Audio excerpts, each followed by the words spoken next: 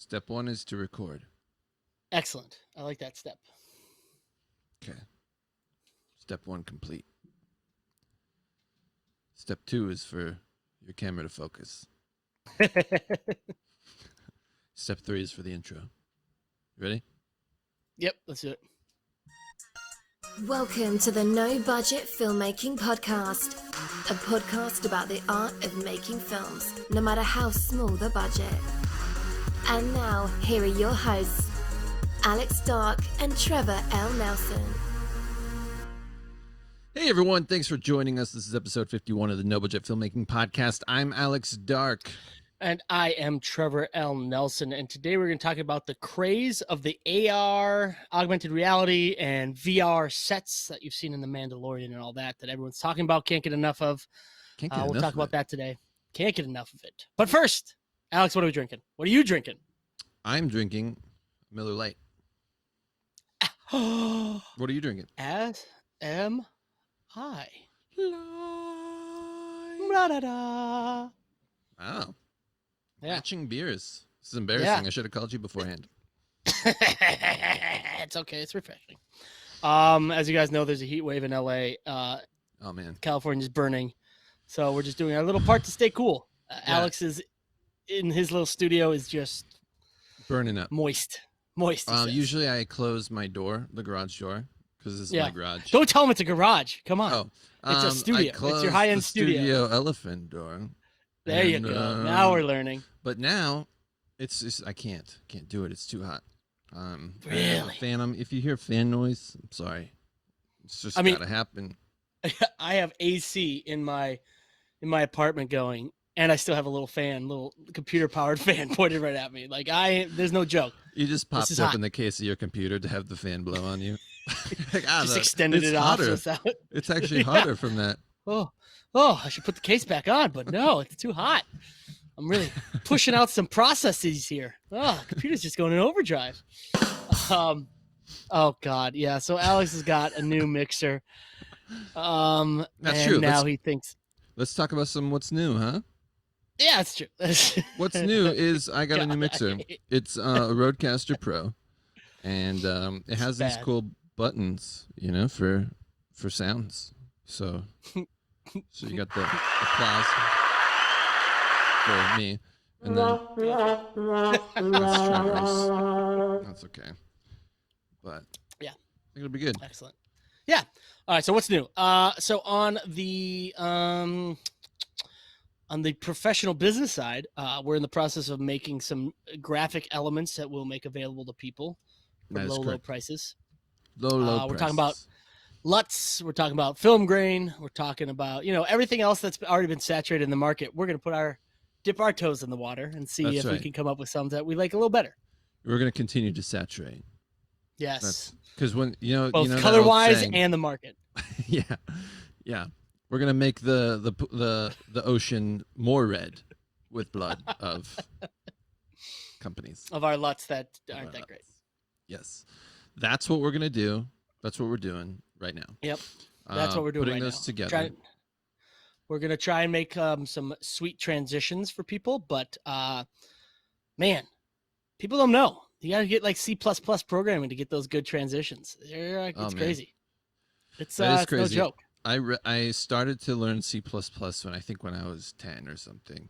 And then I gave up, I think when I was like 10 in a couple days.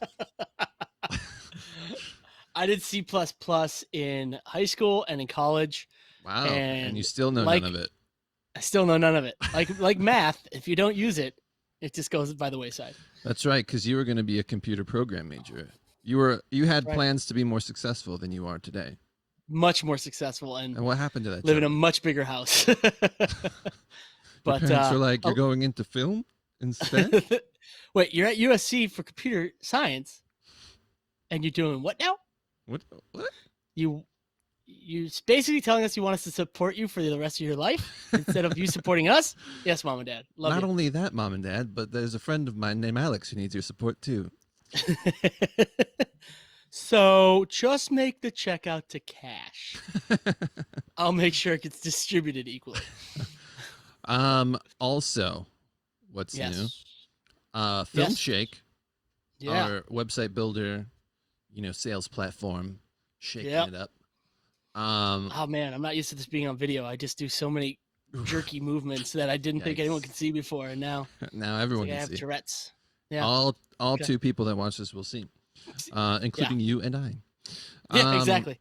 My mom's like, "You got fat, Trevor." You have a skinny filter on Skype normally. For FilmShake, we've created some new templates that that mimic the styles of very popular video sales platforms and subscription platforms. Like Netflix, we have one. We have one that mimics Hulu's style for a series, and we have one that mimics Vimeo on demand for selling individual films. Nice. Yes. Nice. So we're rolling those out.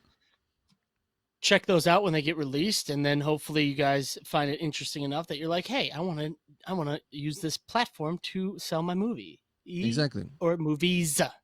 Movies. Or singular series. Or plural. Or series, Or series. Yeah. So go ahead and sign up for our newsletter to hear more about that, or sign up for a free trial and just give it a try. Let's see. What else? We're making these cool story cards things. Yeah. Yeah. We're going to give that a go. So basically, kind of like guide you through a script. Yeah, it's like a story development tool. Let's drag and drop, use it on your computer. Yeah. And you can create outlines and then create your character plots and then sort of edit them together into a final script format. And, there's little tools for like helping you come up with ideas and all that kind of stuff on there. Yep. Just drag and drop, super easy. I'm liking it so far. And we're going to roll that out soon as well. Everything's soon. Everything's so soon. So soon. Nothing guys. to report at all right now other than things coming soon. Like our logline generator. Yes. Which that's going to be free though. I think we're going to give that out for free. It's a little simple. The logline generator. Little simple thing that you just fill in some information. It spits out a log line so that, in this day and age, all people want to see right away is a log line. They want to know what it's about in 1 or 2 sentences, and boom. Which I'm pretty excited about it because honestly, like I hate writing log lines, and I hate them. I mean, sometimes when it just comes naturally, it's like, okay, it's great. But when it doesn't, and you have to like look up, different formats and things, it just can be kind of frustrating. It's annoying. Yeah. It's annoying. So ideally what's going to happen, and again, we're still putting it together, but you're going to be able to fill in certain key points and it'll spit out almost like Mad Libs. Almost like Mad Libs. And it'll spit out multiple log lines in different formats and different styles, so you can choose which one you like the best.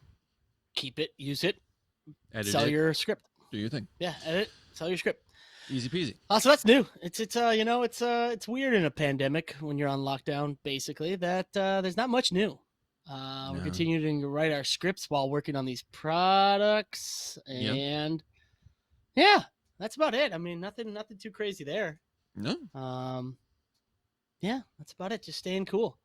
So in that sense, let's move on. Let's move it. The topic at hand. Move it. Yeah, what's the topic at hand, Don't Trevor? do it. Don't start singing because then I'll start dancing. Yeah, please don't.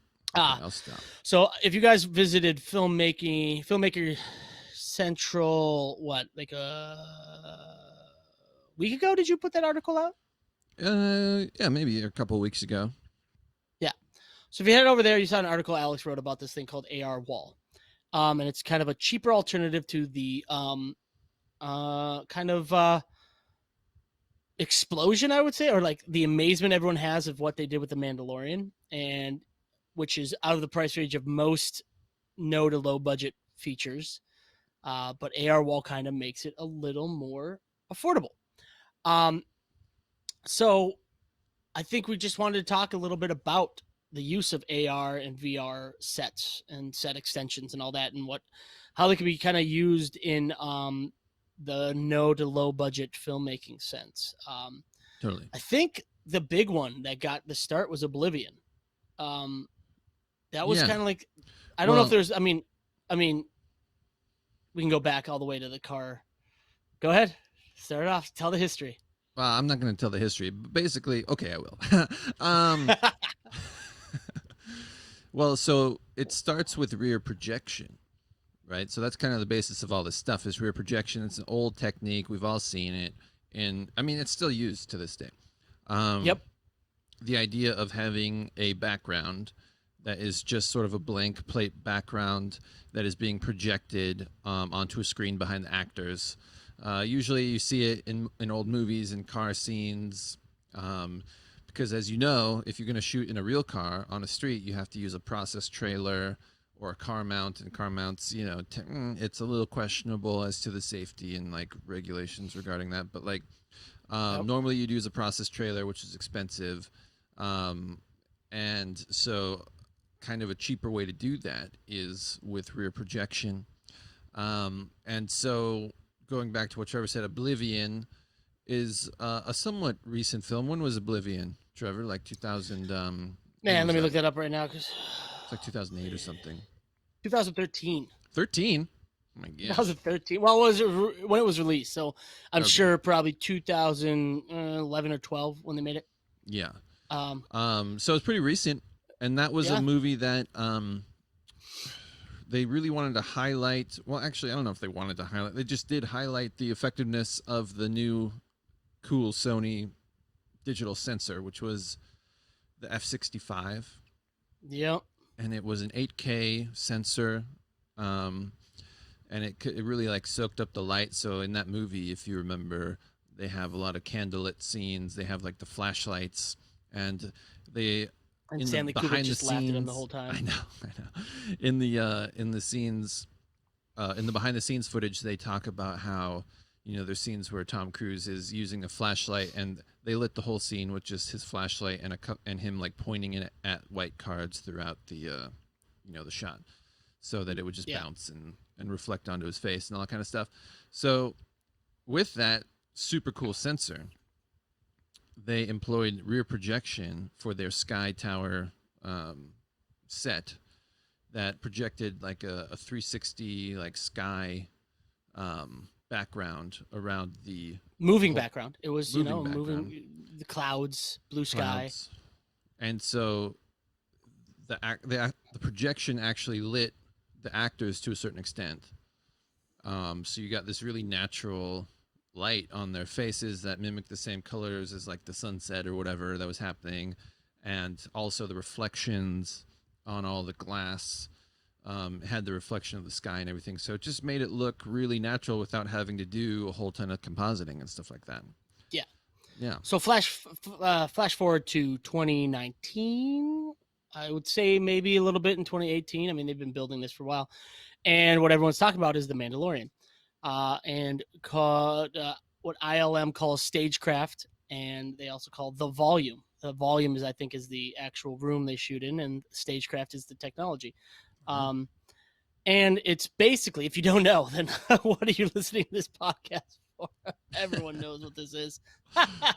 For those who don't know, it's basically very high definition LED screens that not only give the same effect that the rear projection did with Oblivion, where you have your almost natural ambient lighting.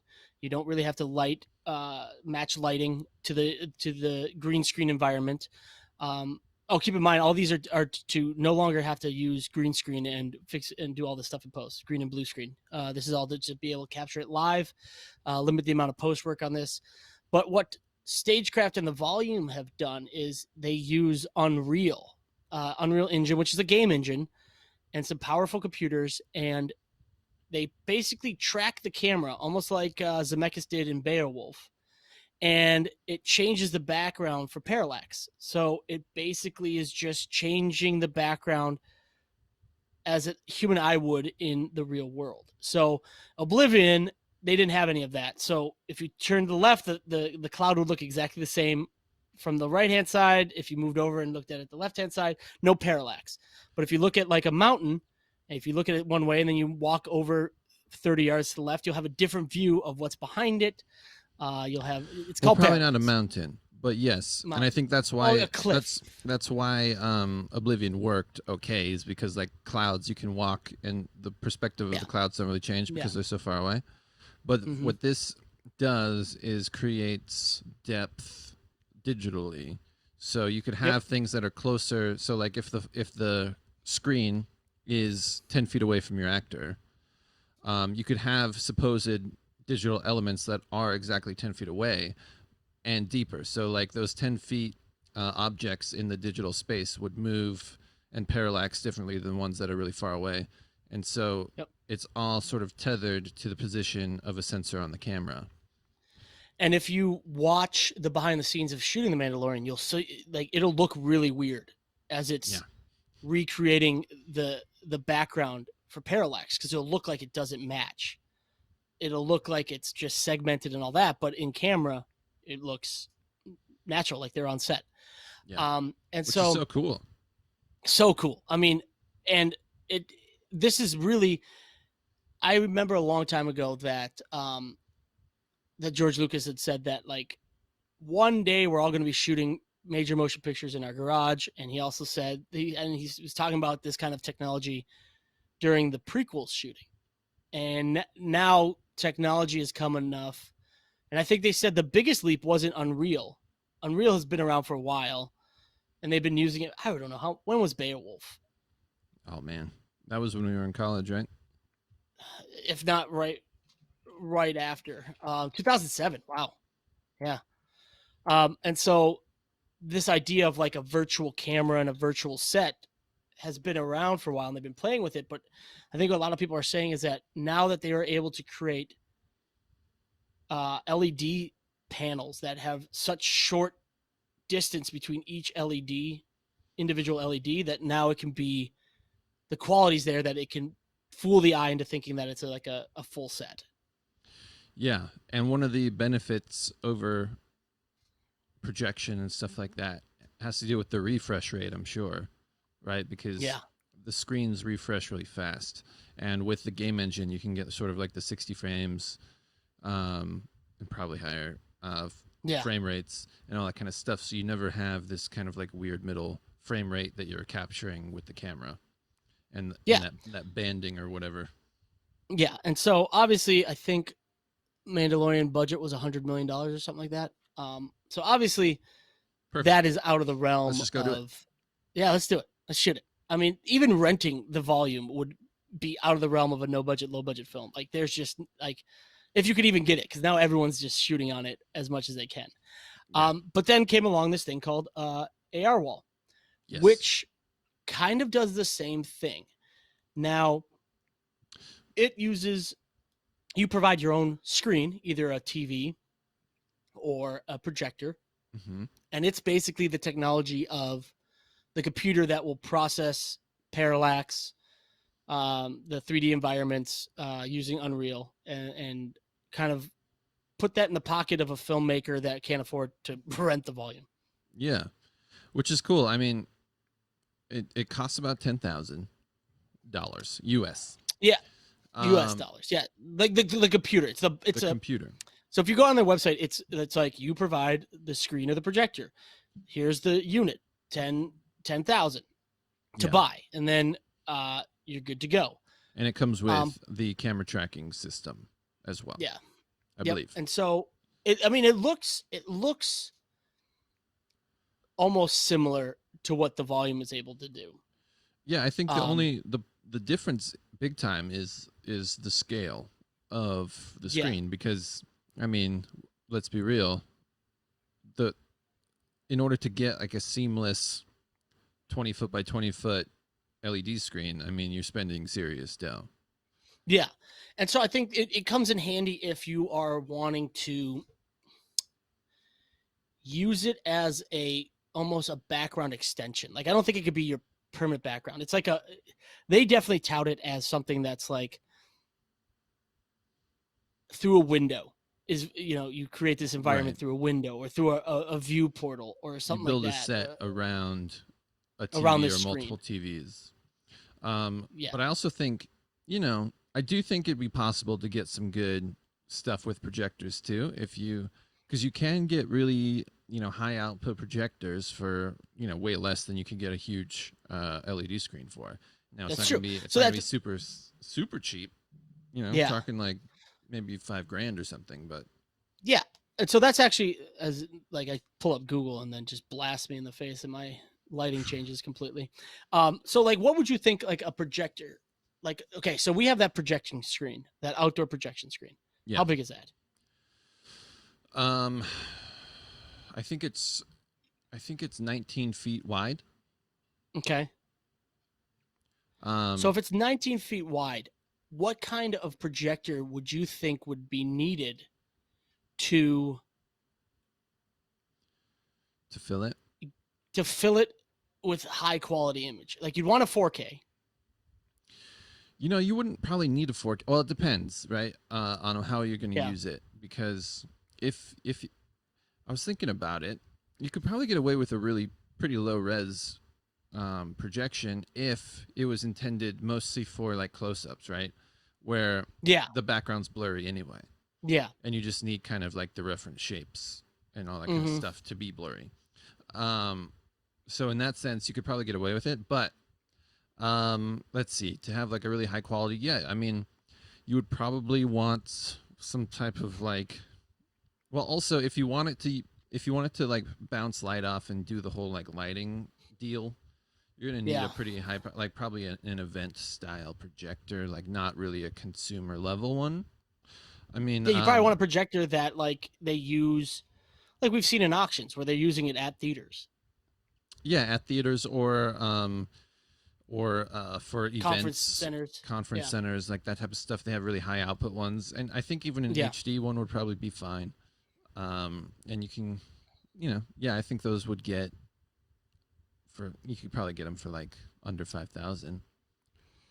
So you're looking at for like to buy the system, you're looking at about, let's say 5,000. I think 5,000 is a pretty good one. If you want to get a really good one where you have no limitations, $5,000 for the projector. Well, the thing about those projectors too that you're dealing with is the power consumption, because they are, I mean, they're industrial, so they run a whole lot of power through them, and you're going to need a large space to do it, and then a large enough power supply to handle that. And then also probably the rigging of it, you're going to need some real professional rigging to stick that huge heavy projector up on your ceiling safely.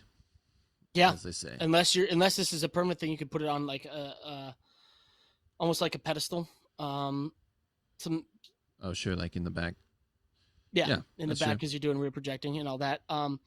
So you're looking at 5,000 of that, 10,000 for the ARWall system plus the projection screen. Let's just say, for the sake of me not having to do too much math, $20,000. $20,000. Yeah. $20,000. So maybe not for a low budget film to buy the system. Yeah. But now you're talking about being able to go into a soundstage or just a warehouse and rent it. Yeah, or even like they could probably have it. I mean, it's so competitive out here, especially for soundstage stuff. I'm sure someone could snag that and like include it. Just if they rent the space for $1,000 a day, it's just like an option that you can just have, because like it'll get more people in there for the $1,000 day rental. God, I almost want to hit up our friend Rick and tell him like that stage he has. I'm sure he's got the perfect spot for it. He does. I don't know if he still has it. That's true. He was struggling a little bit, but oh man, I mean that's the kind of thing where it's like now you're getting into the realm where people can rent out a soundstage that has this technology. It may not be all encompassing like the volume, where it's even on the ceilings. Like they have ambient light, they have LED screens on the ceiling to cast down, sunlight, stuff like that. But you're still looking now at, you could go rent like you said, if any soundstage wanted to get more business in, just include it in the rental price. Like, yeah. And that ceiling one, I mean, you could easily just put a second projector. I mean, you would need a tall enough ceiling. Imagine putting a giant theater projector just straight up. Just straight down. You'd have to trust your engineer to rig that thing. I mean, you could put it on the ground. It doesn't have to be rear projection. That's true. That's true. And then do the kerning. That's a good point too. I I mean, I think the great thing about this is just that, especially if you get a big enough screen, is that the lighting is just, it uses the lighting from the projector, the It colors. just looks so much more natural. Especially, Yeah, I mean, we both have done green screen, and you can get good keys and stuff like that, and have a good background, and you can do 3D camera tracking. You can do it all in post, right? Yep. But that's the problem, though. There's just, I mean,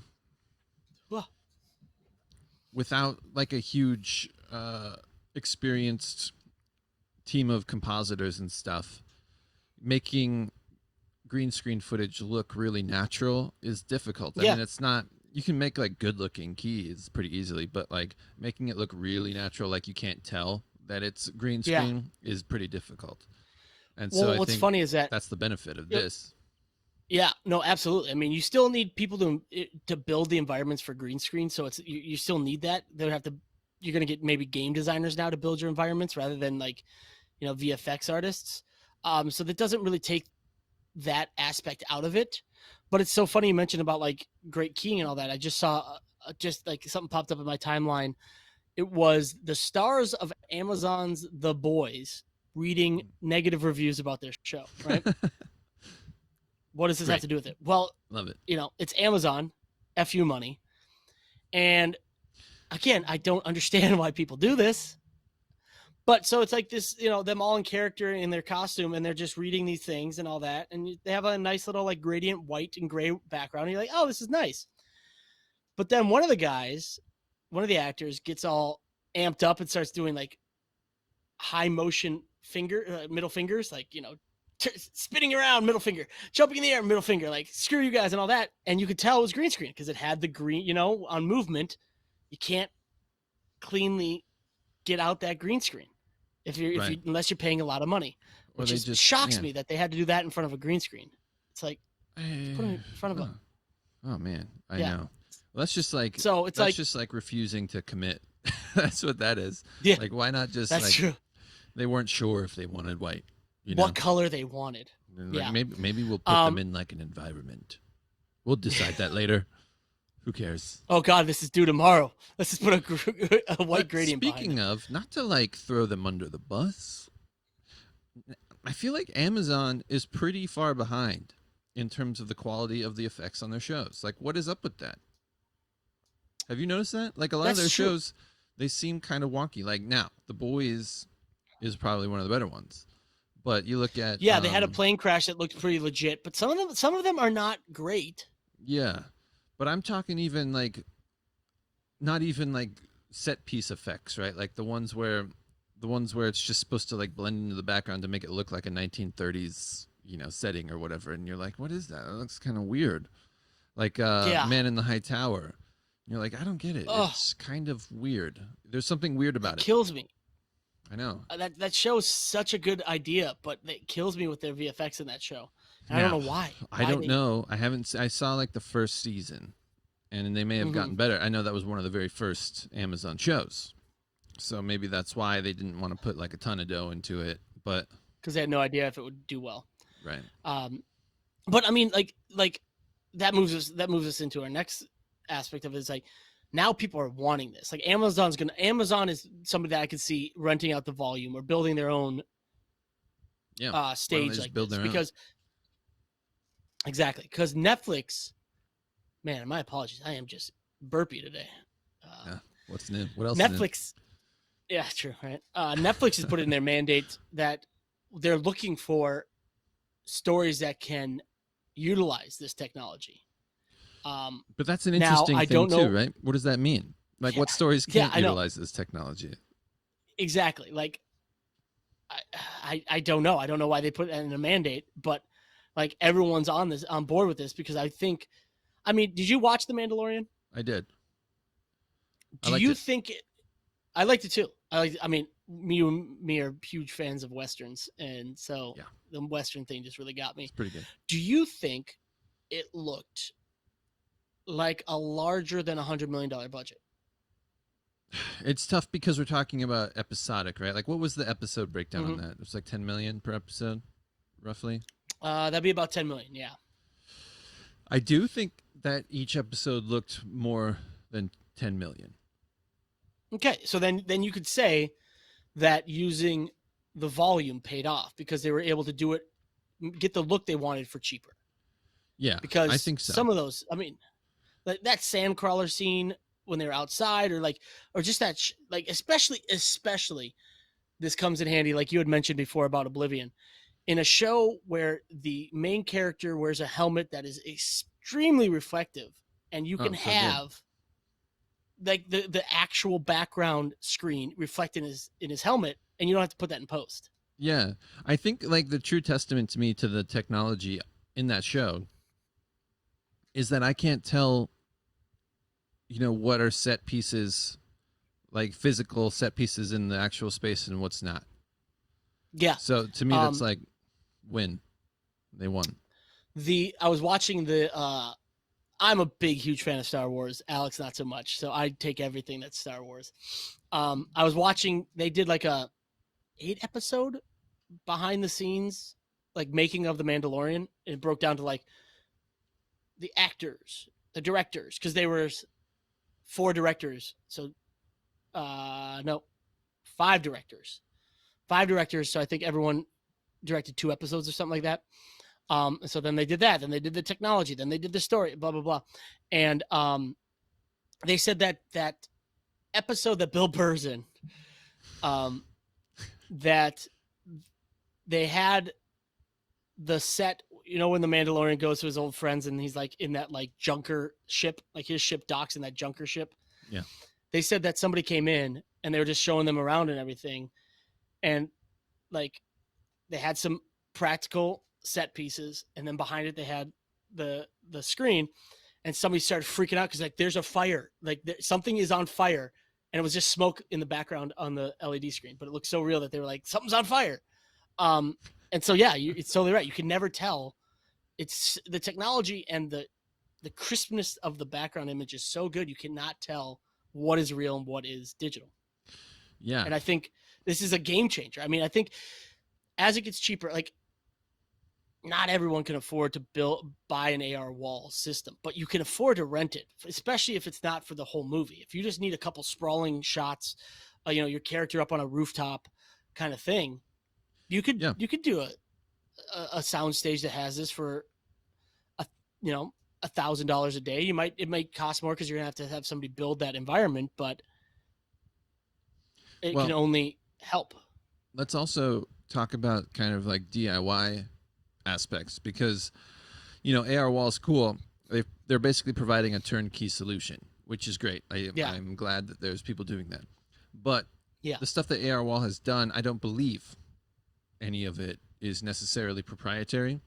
It may be, but there are non-proprietary solutions out there that you can do with consumer products like the Vive, or like even PlayStation's like remotes, like those like Wii type remotes, or the Vive remotes. The Vive has like tracker things that will track a person. You just put that on the camera, right?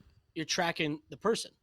Exactly. So like you could combine that with Unreal, which is an open source, like anyone can use type of software, and put together your own system for way less than $10,000. I mean, basically the cost of whatever the computer is that you decide to put it on, right?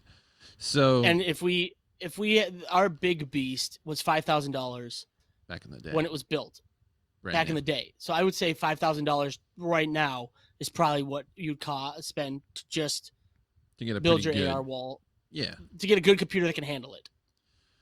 Yeah. So I think there's solutions out there for you if you want to try to like cobble it together. I mean, that's with a brand new computer. I mean, we've purchased some used computers with like 96 gigs of memory, and I purchased a secondhand graphics card for my computer. My computer costs like $1,000 for a pretty decent, computer. So that was mostly the graphics card. That was mostly the graphics card, and it has like Xeon processors. all the RAM. It's like I think you could do it for less, is what I'm saying. If you we wanted to actually put have the a time friend and effort into it. We have a friend who wants to get into VR, is in VR. I don't know how much he's done on environment building, but I guarantee you we could probably go to him and talk about setting up the system in terms of just tracking. Totally. And it wouldn't be that hard. I mean, the technology is getting a lot more approachable, and especially like you said, Unreal's free, so you could go download it right now and build your environment with tracking and parallax and all that, and good to go. It's good to go. It's just now you just need the space to shoot it. I kind of so here's my somewhat probably unnecessary dream scenario for indie filmmakers, right? I'm just gonna and I feel like you could get away with this without having to do any of the AR VR stuff, right? Here's what it is. Keep going. Okay. All right. Hold on. Let me get in the right mindset. Hold on. Space. Closing my eyes. Do I need to play some music? Enya. Hit me with some Enya. What the? So relaxing crickets. Okay. So here's the thought. Hit me. What would you say like a really high price for a location would be? Oh, now I got to answer questions. You totally pulled me out of my zen. High-end locations. So like you're thinking like for a day. For a day. Well, okay. So let's talk about the script we're writing. And the retirement home that we wanted to shoot in was $600 a day, which I would say is very low. So we're talking very low. I would say you're looking at about $1,000. Yeah, maybe even more. I think 1,000 to 1,500 for like big. How much was that White House? That was $3,000. That was $3,000 a day. Yeah. Mm-hmm. Oh my God! No wonder that thing went over budget. I'm pretty sure that right there is a perfect example. Maybe it was $3,000 total. I don't know, but like, okay, so here's my vision, right? Let's say it's $3,000 a day. Okay. You spend that day shooting wides. Yeah. Right? And then while you're shooting, and before like the actors step in, after you've lit the things, you have a photographer come in and snap high resolution images of the entire location, right? Like with the lighting. So you have those like plates, let's call them background plates. Okay. Yes. Then, so you spend the whole day shooting wides. Then you later come back to that scene, perhaps the next day, I don't know, in a location where you have a rear screen projection set up. Whether it's a TV or a projector, it doesn't matter, right?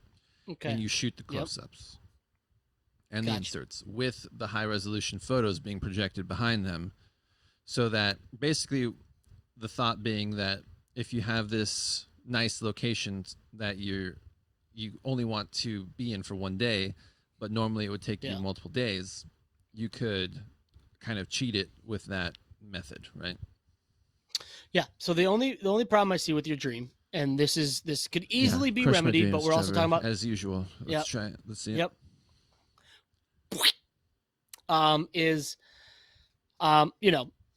When we're talking no budget, low budget, pre-production and planning kind of go out the window sometimes because it's just time and money, which is fine. I'm just saying, just forewarning.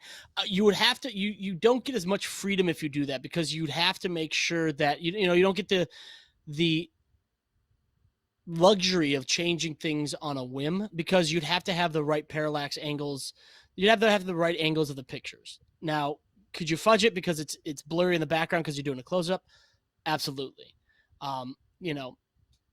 Maybe. But you don't have the luxury of, say when you're using that, if you want to move the camera a little bit, you'd have to find a picture that fits with that angle for the background. Granted, you use like a panoramic.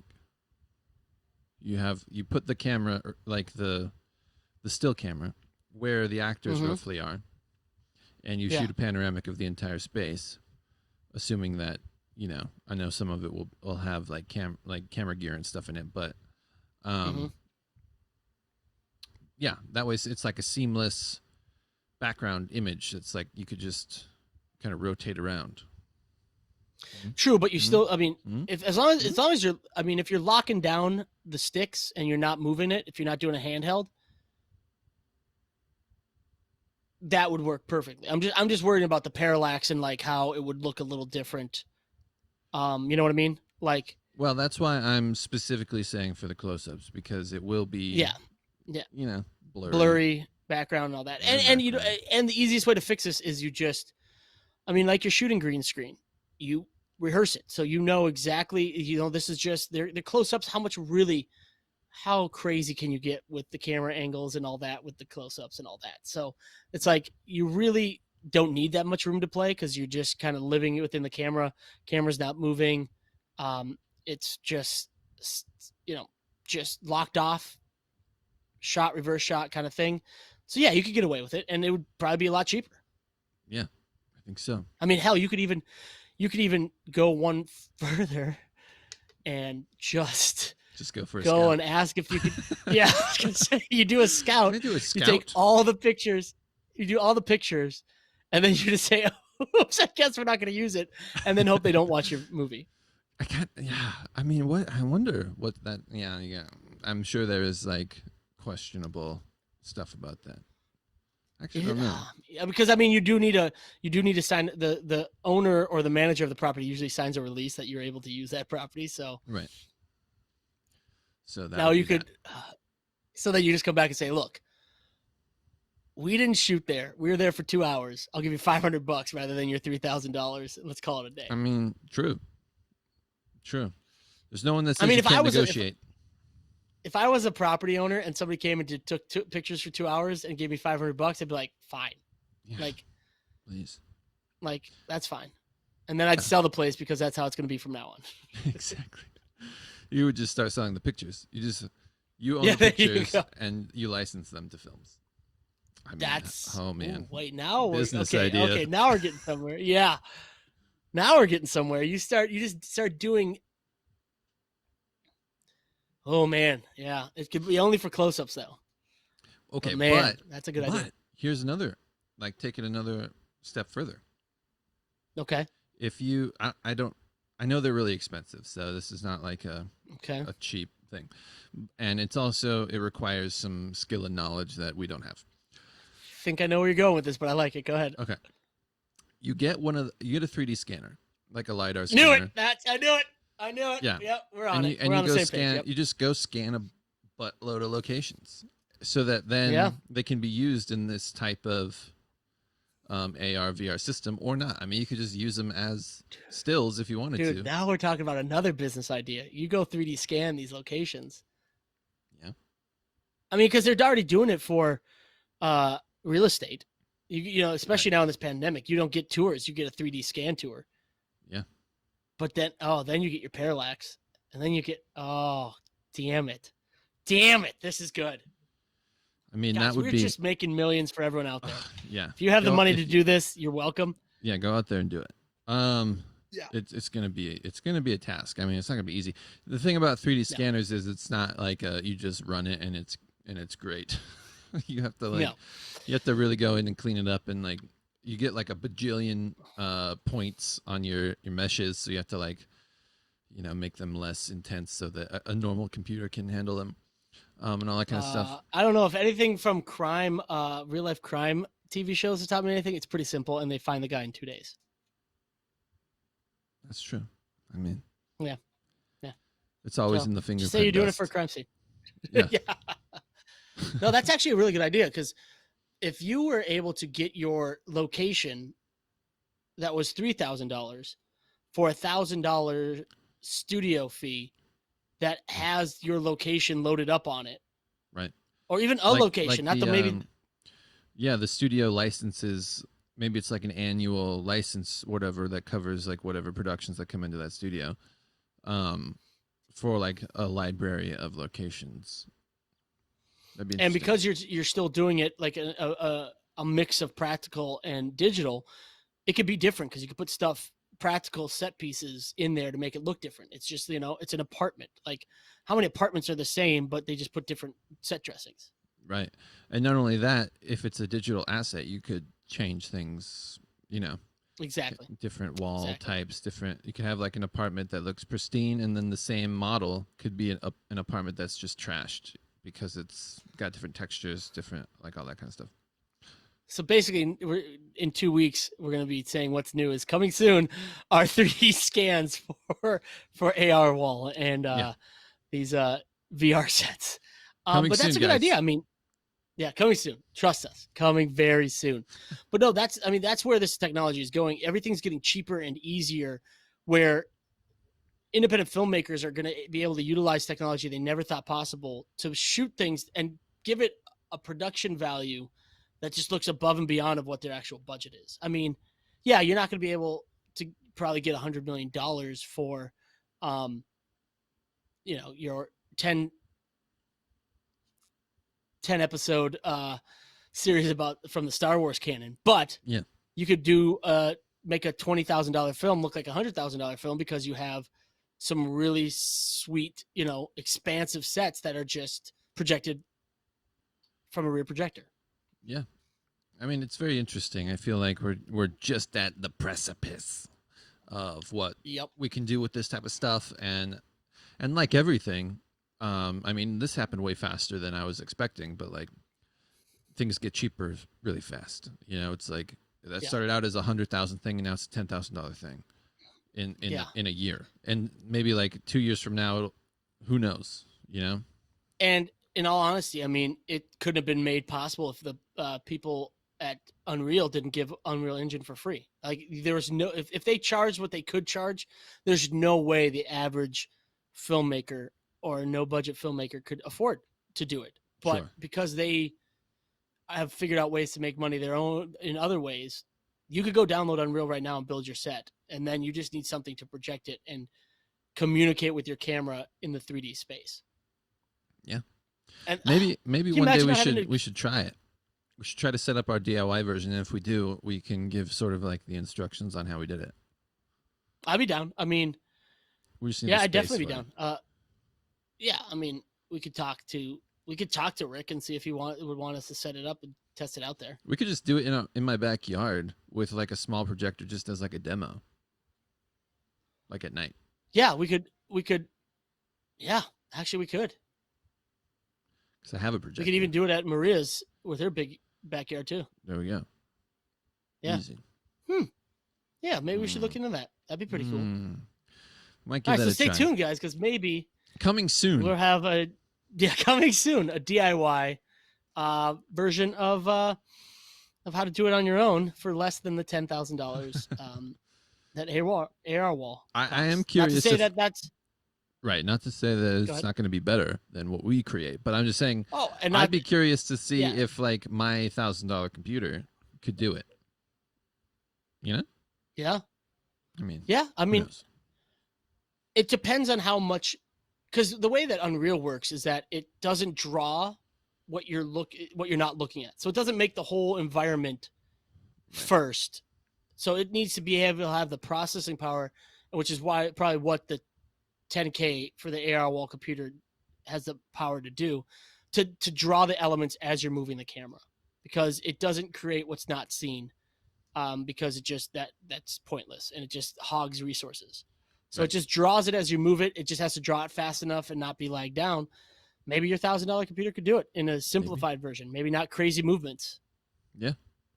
Maybe we should try it. Yeah. We should try it. Let's try it. That sounds like fun. We had nothing else to do in this pandemic. Why not? I know. Now's the time. I mean, is that about it? I think that's going to do it for this episode. Thanks for joining us. Right. As always, you can find the show notes for this episode by visiting nobudgetfilmmaking.com. And don't forget to hop on over to iTunes and subscribe to our podcast. While you're there, give us a 5-star rating if you are so inclined to do so. Also, if you have any filmmaking questions, ask away in the comment section and we'll try to answer them. Also, don't forget to head over to fearlessfilmmakers.com to join our growing community of filmmakers and to see us try and fail an ARWall equivalent. Yeah. All right. All right, guys. We'll see you next time. Peace. Later.